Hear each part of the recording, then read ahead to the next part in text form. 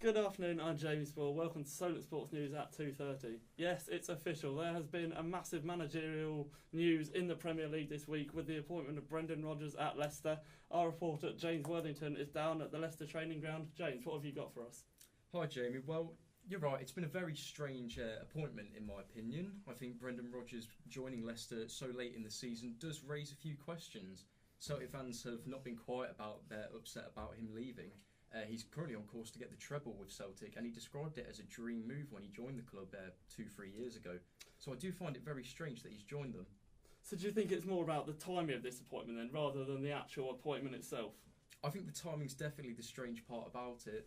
You look at many managers who would probably see themselves let go towards the end of the season, especially since Claude Puel had Leicester in a 12th place position in the Premier League.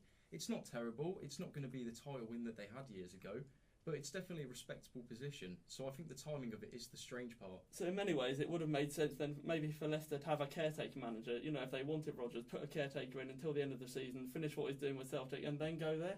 Definitely, yeah. I mean, the owners weren't quite about them wanting an immediate replacement for Claude Puel. His type of boring was getting a bit boring and the fans weren't really reacting to it well. But I do think a caretaker manager, we look at Craig Shakespeare who came in a few years ago, just for the last few months of the season.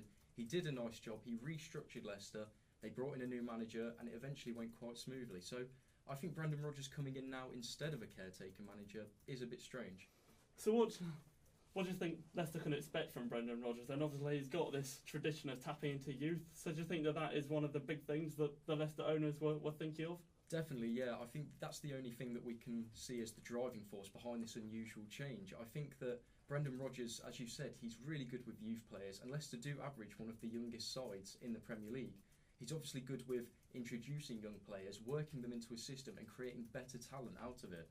And definitely with Leicester's old style, they do have young players such as Ben Chilwell, they have Demarai Gray and Didi, they have countless of them. So I think it's a big opportunity for Brendan Rodgers to transform this Leicester team into the team it once was, winning the Premier League.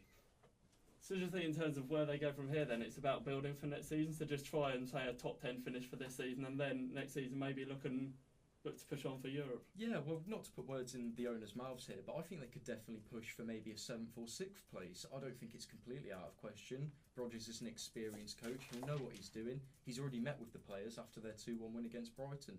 So it wouldn't be unusual for him to push for a high position, but I definitely think that for the rest of this season, just restructuring the side, getting that morale back after what we could say a dismal half of the season has been, and kind of just getting the team as one again. Obviously, Scotland. Wrap it up now for 3 minutes. So just come back to the camera a minute and just finish it. Okay, thank you very much, James. I've been Jamie Spore for Solent Sports News. More soon.